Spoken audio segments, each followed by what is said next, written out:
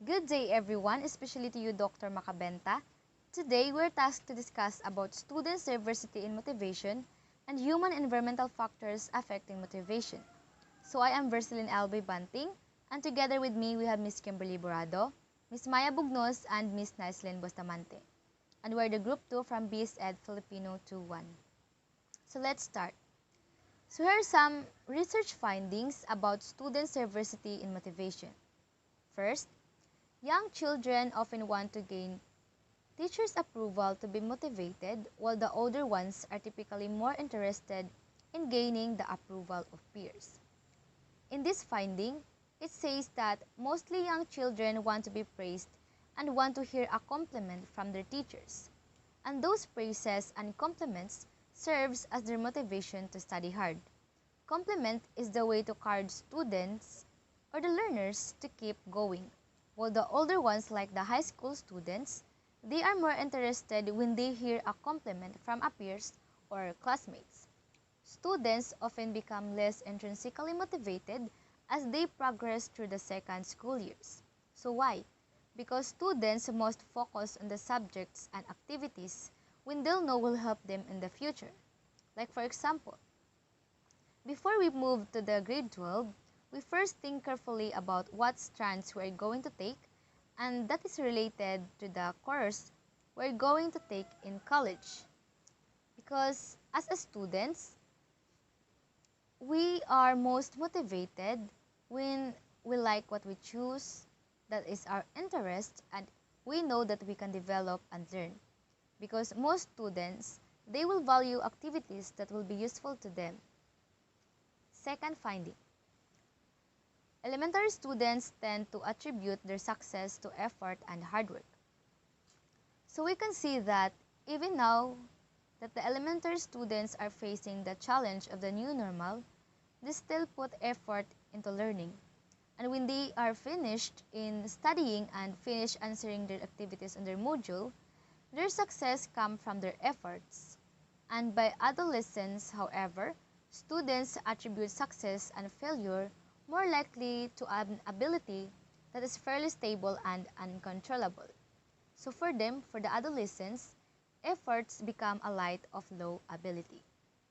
So third research finding, there are different motivational patterns for students belonging to ethnic communities. It is because students' cultural background can influence their attributions or characteristics. Like for instance, students from Asian American families may feel more pressured to perform well in school. So fourth research finding, females are now likely than males to have a high need for affiliation. So females are more likely to embrace and overvalue their academic abilities than males. Do you agree, guys? For me, I agree to this because during my high school years, I remember that some of my male classmates has no interest in studying. I'm not saying that all males are like that, but there are really some male students that is not interested in doing their projects, doing their activities, performing in schools, and even joining an organization. That we mostly saw female students are more concerned about doing well in school. They work harder on their schoolworks to earn high grades and most likely to graduate from high school. So fifth research findings. Students from low-income families are most likely to be risky of failing and dropping out of school. So a child is more motivated when their parents supports them under learning. They study hard to succeed, but some families can't really afford their children's education. So even if the child wants to study, they can do nothing but to stop studying.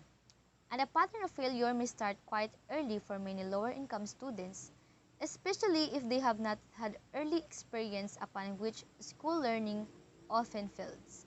But nowadays, many schools had a free tuition that even students from low-income families can study free and they no longer be in the risk of failing and dropping out of school.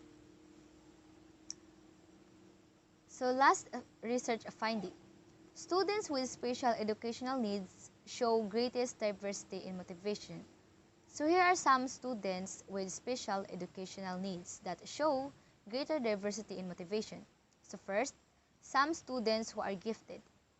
So those students have high intrinsic motivation to learn classroom subject matters. Yet, they may be easily bored if class activities don't challenge their abilities. That's why they tend to move forward on the higher level. Kasi mawawala lang sila ng gana if makikipagsabayan sila sa hindi nila ka-level. Next, students with specific or general difficulties. So those students, they may show signs of learned helplessness. They most need help with regard in the classroom task. So for teachers, they need to think of a different way on how they can motivate such students, especially if their past effort have been repeatedly met with failure. Next, students who have difficulty getting along with classmates. It is because whether the emotional and behavioral disorders, they didn't know how to approach others, it's hard for them to make friends, to talk to someone or to approach others to make friends, so that it make an appropriate attribute their social failures to factors beyond the culture. So in general, students' motivation is likely to vary as a function of age, culture, gender, socioeconomic background, and special educational need. That there is no single best method of motivating students or learning. However, in classroom, students are different with varying ages and gender, and most especially cultural background and socioeconomic status. Students' motivation drives reflect the element of the culture in which they grow up, their family, friends, school, church, and many more. Giving a motivation to a students varies in different aspects and at what level of studying they are. Giving motivation for children who are still in elementary school are different for a student who are already in high school. That's why there's no single best method of motivating learner. However, to motivate all of them for learner, it is best to imply the differentiated approaches. That's why some teachers say that if they have 12 students, they must also have 12 attitudes and characteristics they apply to themselves.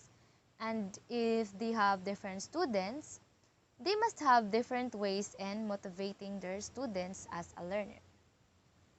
So there are two principles to consider regarding social and cultural influences on motivation.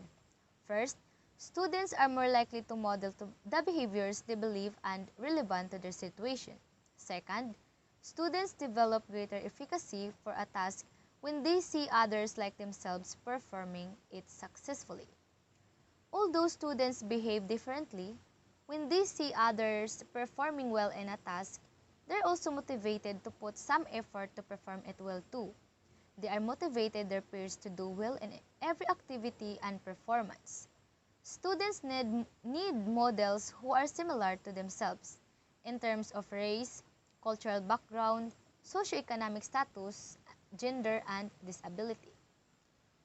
It is their way of motivation to learn, then it is good to explore students to models of their similar age, similar cultural background, and socio-economic background. So next, let's proceed to the human environmental factors to be discussed by my groupmates.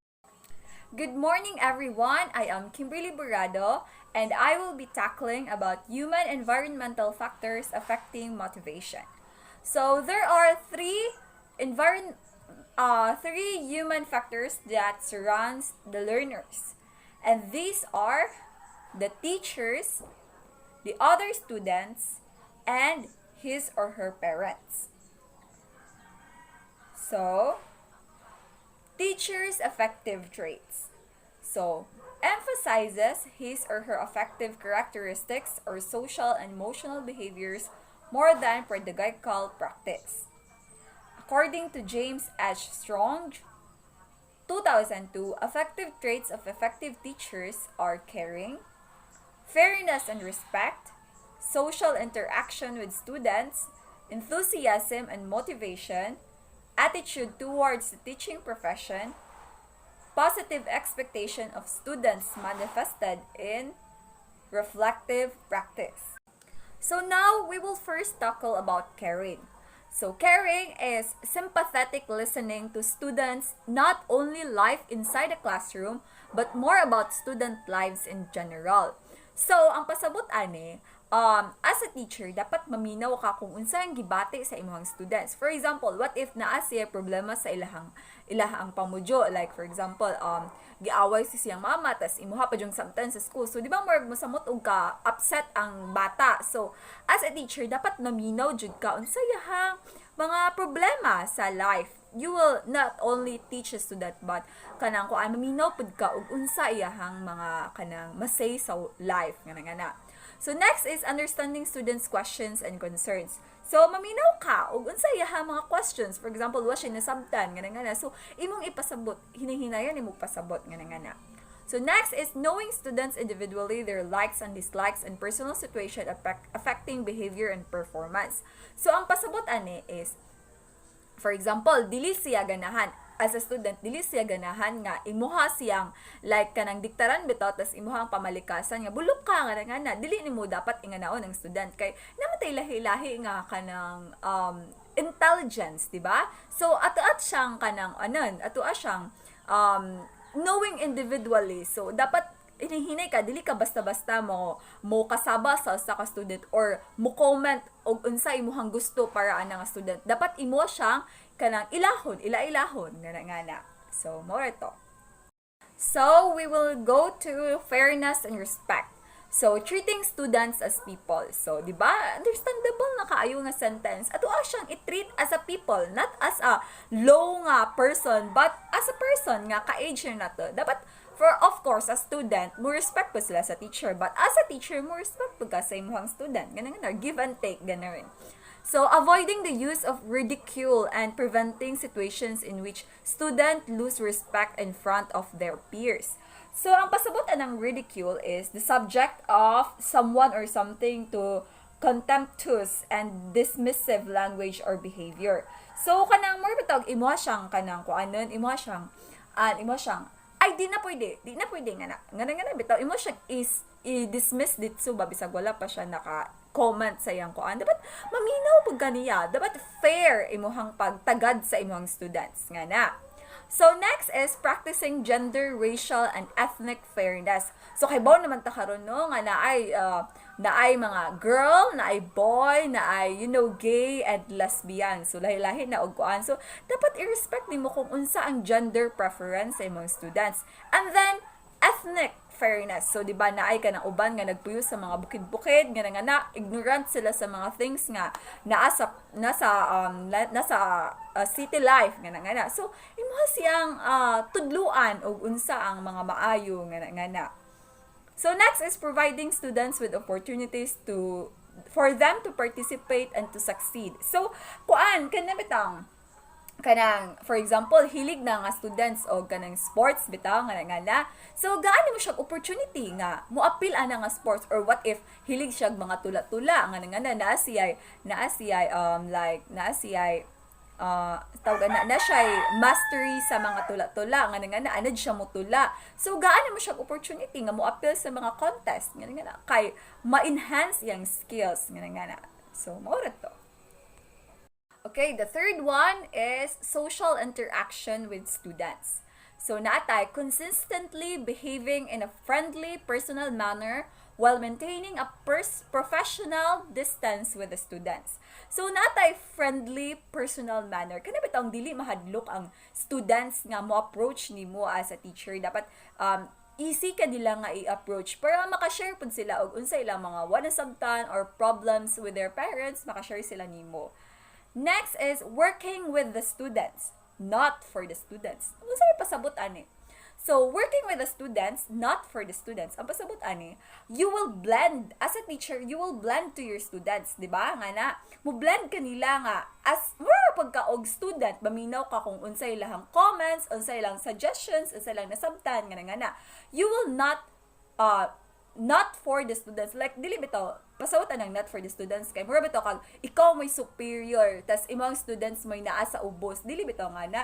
Dapat, kuan mo, kanang interaction, na may interaction. Murag, mo palow ka gamay. Kay, murag, daman gihapon na sila respect ni mo. Kay, kuan maka professional, a professor. Professor, gana. Okay, next is interacting productively by giving the students responsibility and respect. So, mo to siya ka nang, mo interact kanila ka nang happy as mo blend ka sa students, but with respect, of course. Dapat naa sila respect ni mo nga na yan. Pero nagyapon sila, mo interact kanila nga in a friendly manner, but brag naabito sila ka nang, in a way nga makapatahod pa sila nimo nga na bitaw.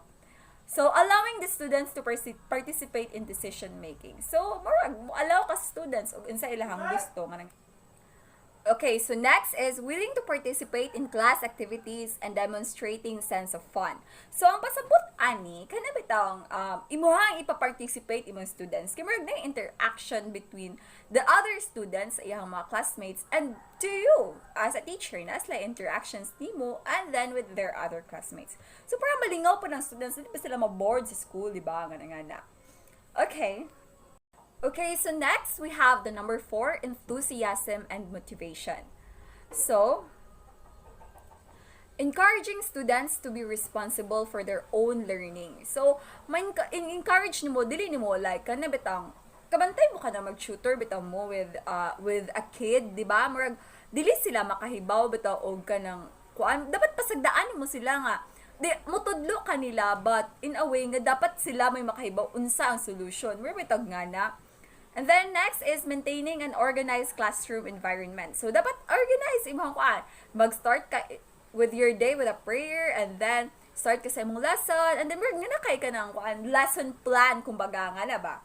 So setting high standards. So gaan siya nimo high standards sa mga student para nas like goal nga i-aim in the future nga na. So assigning appropriate challenges. So dapat gaan mag-challenge. For example, very difficult nga mga problems nga dapat nila i-solve. So, di ba? Nga na, kuan. Dapat gaan mo sila challenge nga. Uy, dapat huan ang i-solve dya. Gaan mo sila like reward after. Para meron sila ma-motivate ba? Nga na. So, next is providing reinforcement and encouragement during tasks. So, dapat mo, mo na to, gaan mo siya og like candies or prize after ma-fulfill nila to nga challenge. Para ma-encourage pa sila og ma-motivated nga aim to nga goal nga katong task nga imong gihatag nga. So number 5, we have the attitude toward teaching profession. So first, we have having dual commitment to personal learning and students' learning anchored in the belief that all students can learn. So, dili ka basta-basta bitong, ay, ko nang bulok lagi ning bata, dili ka pwede mo nga na as a teacher. Natay lahi-lahi nga learning or like knowledge. So, dapat motuo ka, ma-motivated ka nga. As a teacher, dapat ma-motivated po kang kaning bata, maka-learn dyan siya. It take time and process. So, dapat in the soonest maka-learn dyan yung bata nga na. So next we have helping students succeed by using differentiated instructions. So kung nakabantay ka nga kanang bata is very kanang hinayon nga na bitaw. So mukauman ka nga hala mangita kog lain nga strategy kay dili lang ang bata imong pugson nga maka-learn. You have to change or develop your teaching method also para maka-learn po tong bata. So mangita ka lain nga teaching strategy nga na. So next is working collaboratively with colleagues and other staff. So dili ka dapat aloof sa imuhang kapwa teacher. So dapat mo kuan pagka makighimamat pagka sa imuhang kapwa teachers like that. So next is serving as an example of a lifelong learner to his or her students and colleagues. So dapat mura bitaw siya ang pasabot ani is murag dapat good ka nga tawag ano anang good ka nga influence sa maimong students. So, kung bad influence ka, di sundon pag kasi imong students, kay ikaw man ilang nakitaan, ikaw man ilang sundugon, kay ikaw man ang teacher. So, dapat magpanatili ka sa imong good image and good influence sa imong students. Okay, number 6. We have positive expectation of students manifested in striving to make all students feel competent. So, di ba? So, dapat maningkamot ka, mas successful sa life. Para makuan pa din mong student ka, ay, na-successful si ma'am. my mom can do it, so I can also do it. Where would that gana bito? So, not just for you as a teacher, but pwede pa di mo i-apply siya sa ihang classmates. So, if kana si, for example, we say Ana, kaya si Ana nakaya niya nga mahimong top sa class, so dapat matapog ko, maratag nga na, marag na yung ma-apply ang imong students ba nga, mahimos lang motivated, nga na. So next, communicating positive expectations to student. Like, for example, they will be successful. Nga na, maratag, successful ka. Inigda ko, mahimo kang pulis. Diba nga na itong i-teach sa mga little kids, like, grades 1, nga na. So, murag imuha siyang kuan ba, na siya expectation or na siya goal nga gusto niya achieve. So, mas successful lagi ka, murag nga na. Kay positive nga iingon sa mga students.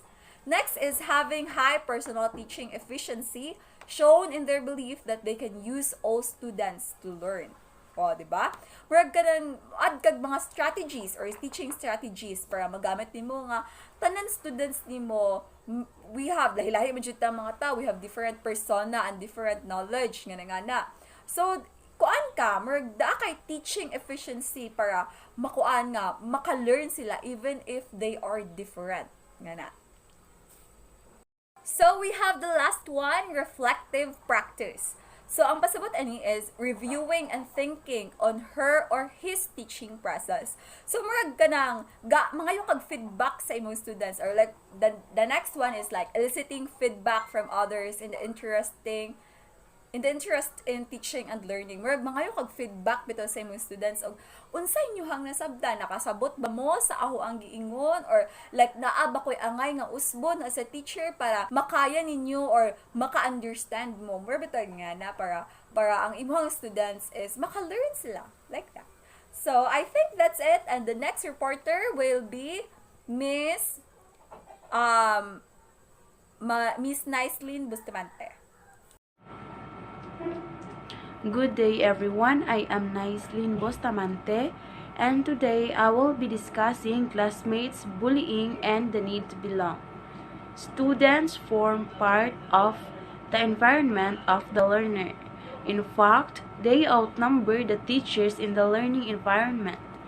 The need to be accepted or feeling of belongingness is basic human needs. Students who are accepted by the teachers and classmates feel they belong to the class. Students who feel they are part of the class look forward to attending and participating in the class. So, it's vital, especially for every student, to be accepted by the teachers as well as to their classmates. Once a student can feel that she is accepted by the teacher and their classmates, they will look forward to attending and participate in the class. And also, the need to be accepted or feeling of belongingness is basic to human needs. So, kung kanang basic na nato nga mga tao nga maka-feel ta og kanang happiness kung makaibaw ta nga dawat ta ana nga grupo, especially sa atong teacher and sa atong classmates. So kung ikaw usa ka estudyante din maka-feel ka nga welcome ka or dawat ka sa imong teacher ug sa imong classmates, so ma-motivate ka nga mudong og eskwelahan kada adlaw, and then also nang ma-motivate pug ka nga mo participate sa klase. The need to belong is basic human need. Furthermore, sense of belongingness enhances students' learning and performance. The prevalence of bullying, however, obstructs the creation of learning where everyone feels that they belong. Thus, the teachers should monitor their students in order to strengthen, reinforce DepEd Order Number 40, Section 2012, or DepEd's Child Protection Policy, and also to avoid bullying inside and outside the classroom. So like for example, ang isa ka student is ginabully siya everyday, so mawad ano siya gana nga mo eskwela or mo participate sa mga activities inside sa school, or even gani siguro bisag na pun siya mo participate because na-trauma siya sa pagbuli sa iya. So, dapat ang mga teachers is i-check nila ang ilang mga students aron og kanang mahibaw-an nga na ay mga students nga mangbuli, dapat ang teacher is na siya kanang action nga himuon. That's why gi-implement ang DepEd Order number 40 Section 2012 or the DepEd's Child Protection Policy to avoid bullying inside and outside the classroom. So, unsa man ning DepEd Order number 40 Section 2012.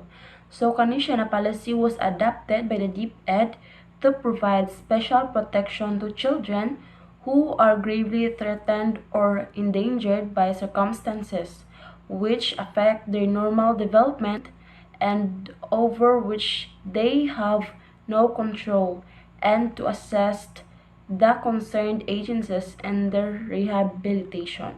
So, like for example, if kanang naanay sige pang bully, dapat kana siya nga estudyante or kana siya nga bata is needed na siya rehabilitation. So let's move on and move forward to the last topic. And it is parents as part of the learner's human learning environment.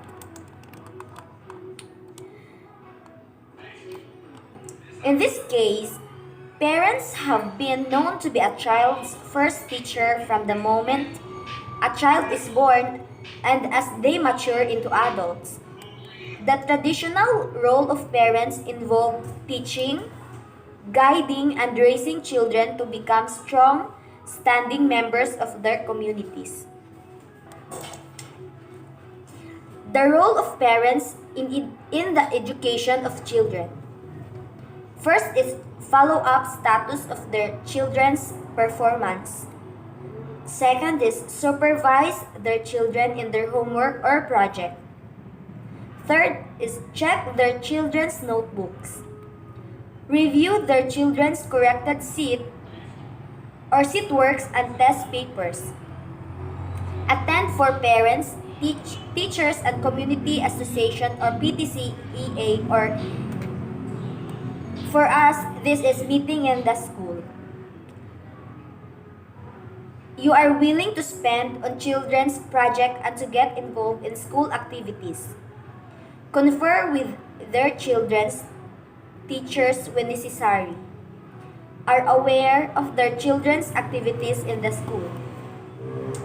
You need to meet their friends of their children. And lastly, invite their children's friends at home.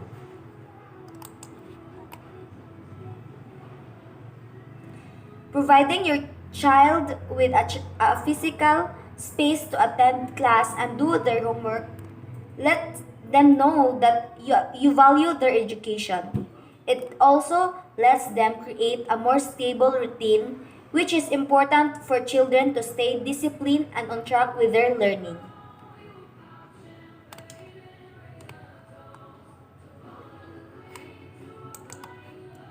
So, unsupportive parent behaviors are opposite of all listed above, and these parents are called authoritarian.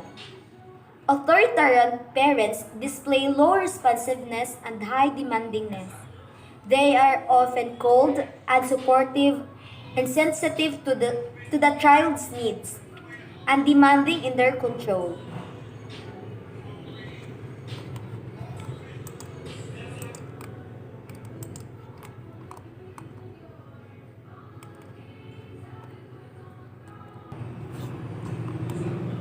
So what is the importance of parental involvement in teaching? It also helps improve students' behavior in the classroom. Having parents and teachers communicate more helps students feel more motivated in learning. So that's all for the immediate human factors that surround the learner's And these are the teachers, the other students, and lastly, his or her parents. That would be all. Thank you.